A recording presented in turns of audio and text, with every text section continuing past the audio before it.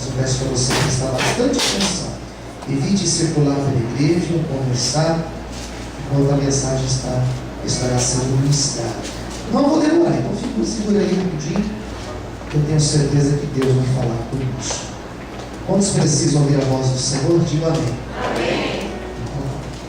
Efésios, no capítulo 3. Vamos ler essa palavra aqui. Uma oração que Paulo faz pelos Efésios, pela igreja que está em Éfeso. Ela começa no versículo 14, tá?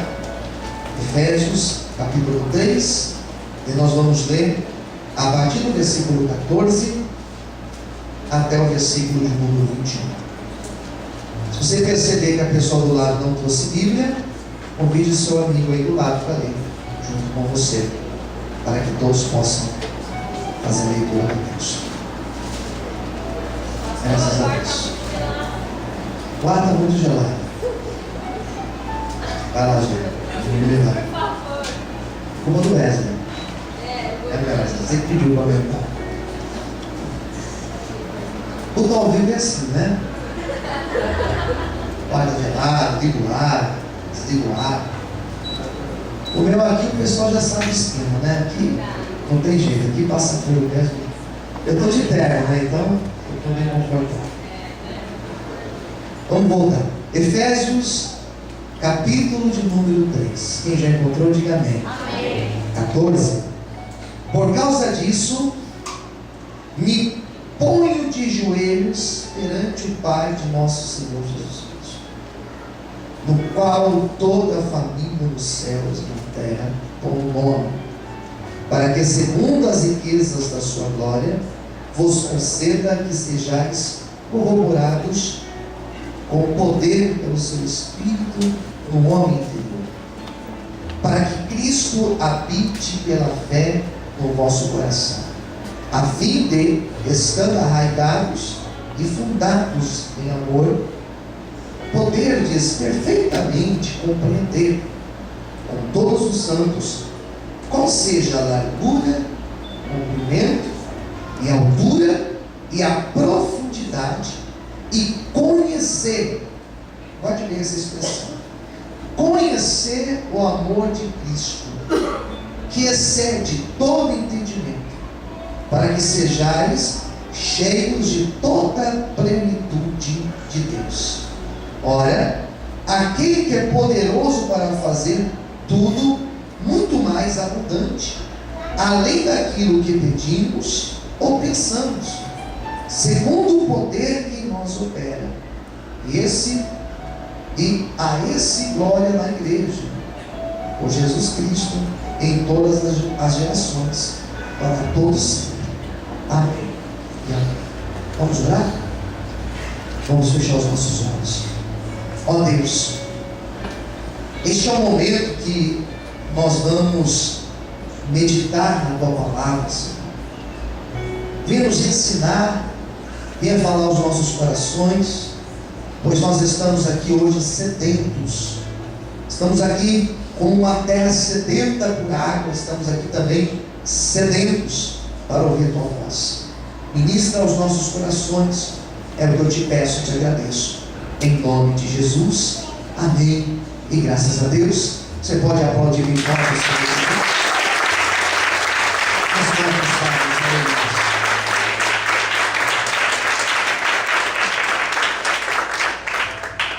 Amados, esta carta que Paulo escreve, conhecida como a carta aos Efésios, é uma carta que ele vai escrever num momento que ele estava preso. Ele estava sofrendo uma das suas prisões. Não dá para saber qual ao certo, porque Paulo, ele teve algumas prisões. E antes que você interprete mal, Paulo não era um criminoso. Paulo não era alguém que fazia coisas erradas. Paulo era alguém que pregava. Era alguém que acreditava em Cristo e pregava Cristo. E não conseguia se calar. Aquele que um dia teve uma experiência marcante com Cristo, ele nunca mais consegue ser a mesma pessoa. Uma vez que você tem uma experiência com Deus, uma experiência profunda, uma experiência real com Deus, sua vida é transformada por Ele. E Paulo foi esse que ele se converte, e nós temos o relato da sua conversão, 3 vezes é citado em Atos sobre a sua conversão. Nós temos este Paulo se convertendo, e desde então, ele não consegue ficar calado. E nos lugares que ele sofre resistência, nos lugares que ele sofre oposição, nesses lugares ele continua pregando. Ele continua falando do amor de Deus, do Cristo. Ele continua ensinando, por quê? Ele foi impactado por Deus. Ele não conseguia ficar calado, e por isso ele era preso. E por isso, em várias cartas que ele escreve estando preso. Essa carta, ele também estava preso. É uma carta muito parecida com a carta que ele escreve aos Colossenses, na igreja que estava em Colosso. E esse Paulo, ele escreve ensinando sobre as coisas espirituais. Ele vai falar na carta aos Efésios sobre coisas espirituais. E aquilo que é espiritual, o homem carnal não entende. Fala assim para quem está ao seu lado: coisas espirituais, o homem carnal não consegue entender. Não entende. Você fala de oração, a pessoa que é carnal não entende. Você fala de fé, você crê, e uma pessoa que não tem fé, ela não te entende. Você fala de situações da tua vida que você viveu por causa de uma postura de oração, e o homem carnal não vai entender. Paulo explica sobre o mundo espiritual aqui, na carta aos Efésios, falando sobre lugares celestiais que nós não tínhamos ouvido falar antes em outros textos. A revelação que ele tem, que ele transmite nesta carta, é uma revelação profunda. Ele fala que a nossa luta, eu acho muito bonita essa expressão que ele usa em Efésios, no capítulo 6, do 10 em diante. Ele fala que a nossa luta não é contra a carne ou contra o sangue. O que significa isso? Que muitos dos nossos problemas são espirituais. Já parou para pensar nisso? Tem problemas que nós enfrentamos hoje que nós venceremos com uma postura de homem de Deus, de mulher de Deus. Tem luta que você passa, fala para o teu irmão do lado, tem lutas que você passa, são lutas espirituais. Amém, Beto? Tem lutas que são espirituais. Tem lutas que nós enfrentamos, e Paulo vai ensinar que nós não vamos vencer tentando resolver do nosso, mas nós vamos resolver orando, clamando, acreditando em Deus, buscando fé lá de dentro, porque tem horas que falta fé. E tudo isso Paulo vai falar nesta linda carta de 6 capítulos, chamada Carta aos Efésios. Aleluia! Eu separei esses versículos dessa oração que ele faz. Eu coloquei 3 coisas aqui que eu quero comentar com vocês, que eu creio que Deus vai falar conosco. Nessa oração que ele apresenta, do versículo 14 até o versículo 21, eu destaco 3 assuntos que são essenciais para a nossa caminhada com Deus. Primeira coisa que Paulo ora pela igreja de Efésios é para que eles fossem fortalecidos no Espírito Santo. Primeira coisa que eu destaco, por que Paulo ora dizendo que o povo deveria ser fortalecido no Espírito Santo? Porque Paulo sabia onde Paulo estava preso, ou melhor, onde Paulo estava quando ele escreveu essa carta. Ele estava preso. E ele sabia da importância, mais do que qualquer outra pessoa que iria ler esta carta, que iria ouvir esta carta, ele sabia, mais do que ninguém, a importância de você enfrentar os momentos difíceis da sua vida cheio do Espírito Santo. A grande diferença do justo e do ímpio não é que o justo não tem problemas. A grande diferença tua, daquela pessoa que trabalha com você, que não serve a Deus, a diferença não é que você não tem problemas. A diferença minha do meu vizinho da esquerda ou da direita, que talvez não serve a Deus, não é que eu sirvo a Deus e por isso os problemas eles vão se desviar da minha casa. Nada disso. A diferença é que nós temos a presença do Espírito Santo. E quando você tem a presença do Espírito Santo, nos momentos normais da vida, de luta, que muitos se sentem sozinhos, você sente um consolo do Espírito Santo, te dizendo: você não está sozinho, mas eu estou contigo.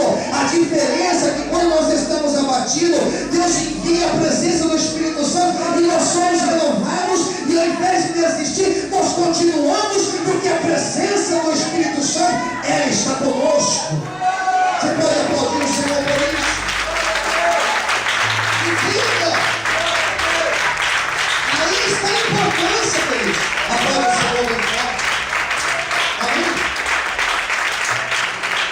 Aí está a importância de nós buscarmos o Espírito Santo. Por que eu preciso buscar o Espírito Santo? Porque Ele é o Espírito Consolador. Porque Ele é o Espírito. Por que Paulo falou: sejai os fortalecidos no Espírito Santo? Porque nas horas difíceis da vida, nós ficamos sem direção. Quem concorda, diga amém? Fica perdido. E agora? Só que se você tem o Espírito Santo, o Espírito Santo ele vai te orientar. Eu quero profetizar nesta noite que o Espírito Santo vai te dar estratégias, Ele vai te mostrar caminhos novos, Ele vai te mostrar portas novas, Ele vai colocar pessoas novas, Ele vai preparar situações novas na tua vida, porque o Senhor, Ele vai enviar o Espírito Santo dentro da tua vida. Se você acredita nisso, glorifique e aplauda o Senhor em forte. Aleluia!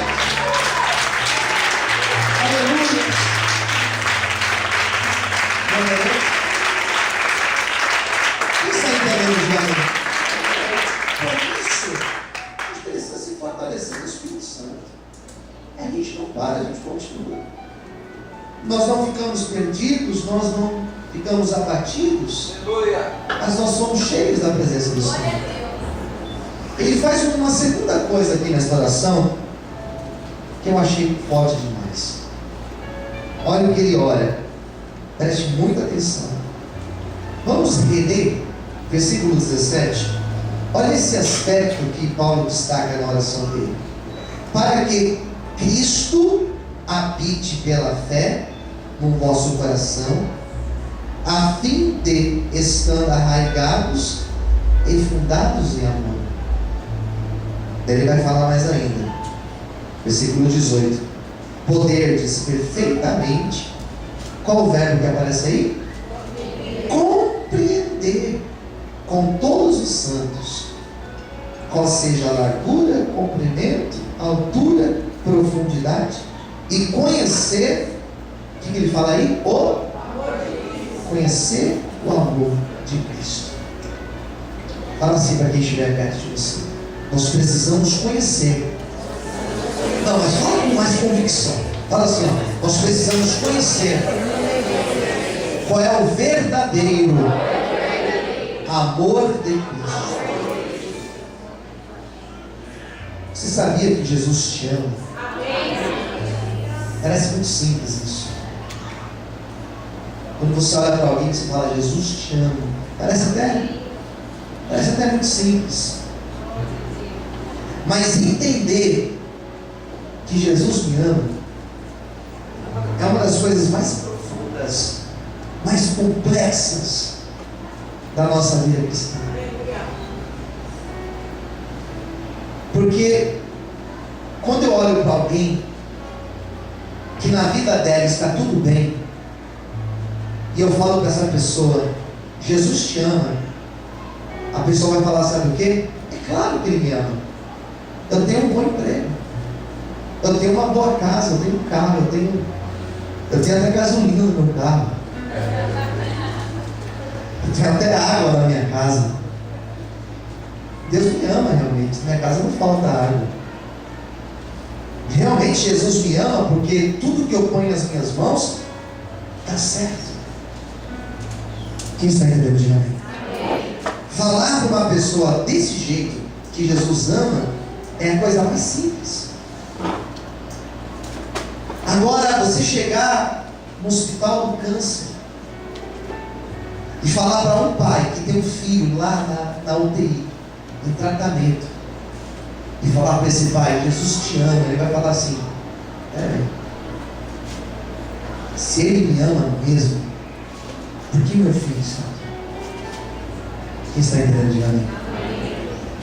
Você chegar agora para alguém que está lá no velório, velando seu filho, seu esposo, a esposa, o pai, a mãe, e falar: olha, Jesus te ama.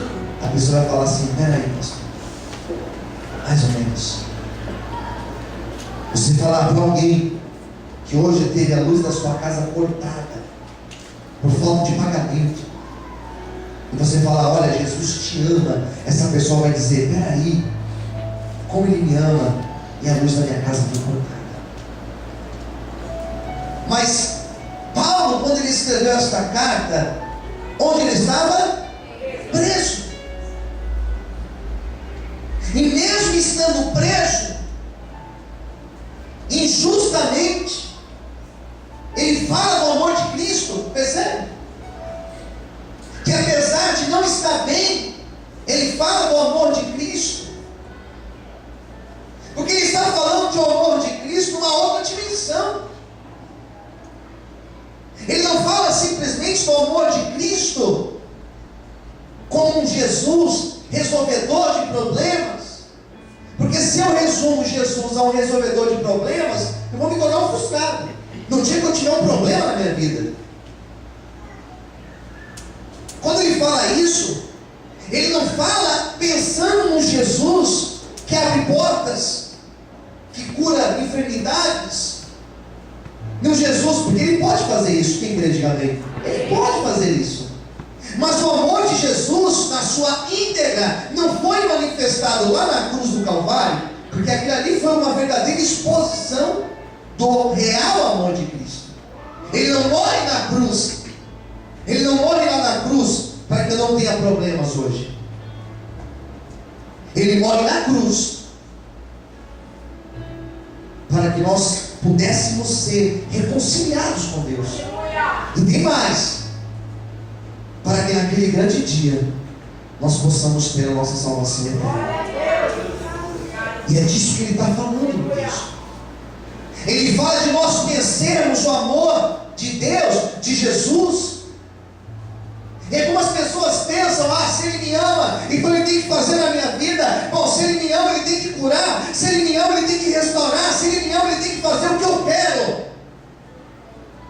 Será que se Jesus fizesse tudo o que nós queremos, isso seria demonstração de amor?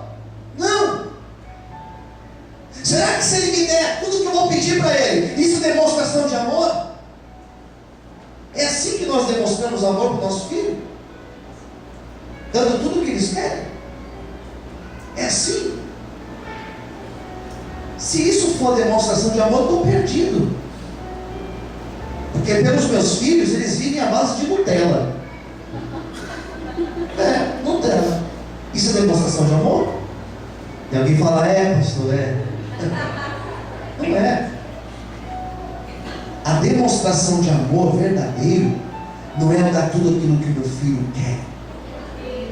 A demonstração de amor verdadeiro é ensinar ao meu filho os valores reais das coisas. É ensinar aos meus filhos o verdadeiro sentido da vida. Quando ele fala de nós conhecermos o amor verdadeiro de Jesus, ele não está dizendo que nós teremos todos os nossos pedidos respondidos em um passe de mágica. Não. Ele está falando sobre algo muito mais profundo. Ele está falando sobre aquela cruz que foi levantada.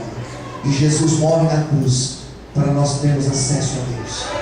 Eu quero dizer para você nessa noite que você vai conhecer o amor de Jesus verdadeiro. Não porque todos os seus problemas serão resolvidos, não porque você entrou aqui carregando problemas e você sairá daqui levando um caminhão de bênçãos, não é isso. Mas nós iremos entender que até nas nossas lutas, até nos nossos problemas existe um propósito, e o propósito de Deus é o propósito bom para as nossas vidas. Até as nossas lutas nos aproximam mais da presença dEle. Quantos podem glorificar e exaltar a Deus por isso? Aleluia! Aplauda o Senhor! Aplauda o Senhor em forte, aleluia!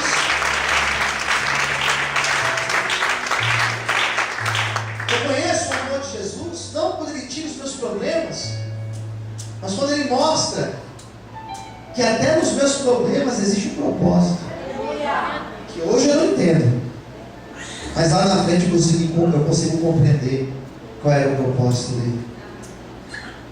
E o mais interessante é quando Ele usa até os nossos problemas para nos aproximar mais da presença dele. Talvez isso esteja acontecendo com você essa noite.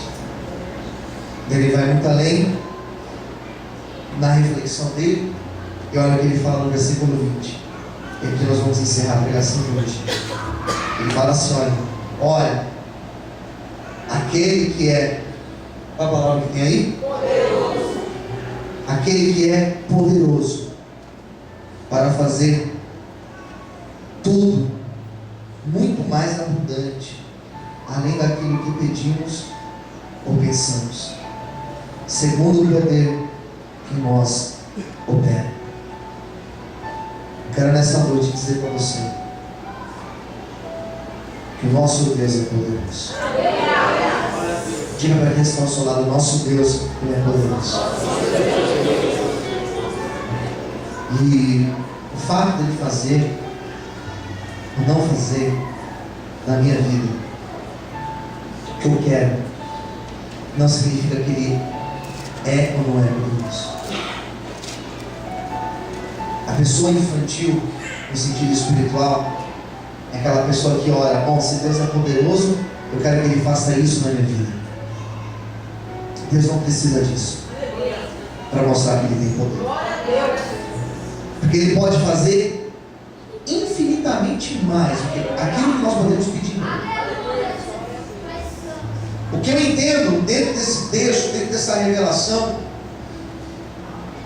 é que às vezes nós pedimos um algo e não é errado você pedir. Hoje eu conversava com uma pessoa que ouviu o programa e eu falava justamente isso para essa pessoa.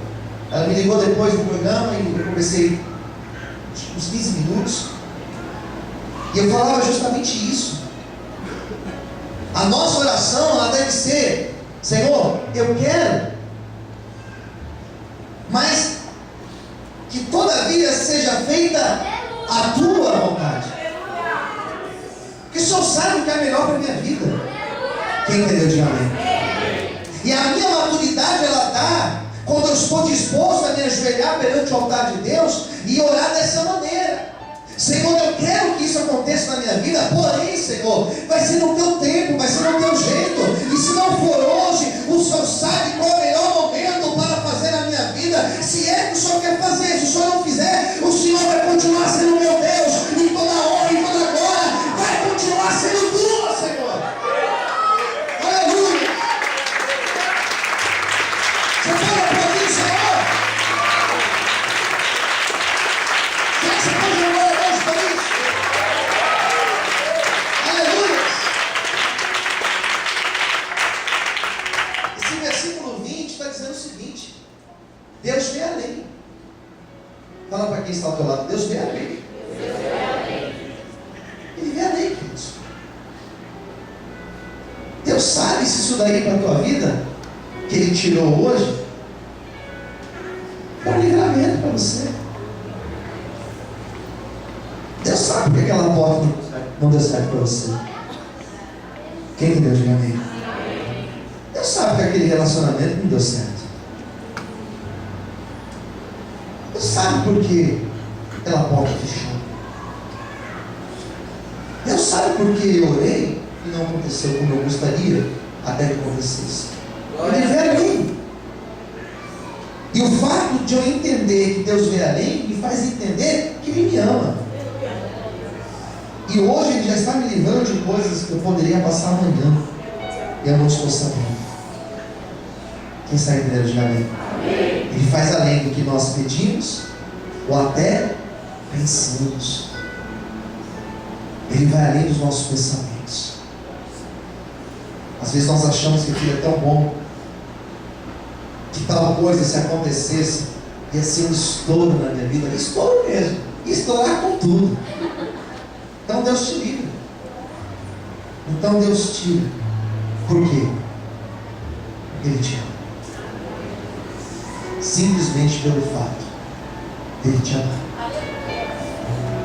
E é um amor tão grande que hoje Ele permite que coisas não dêem certo, que Ele já está enxergando a luz. Ele sabe o que é melhor para os nossos filhos.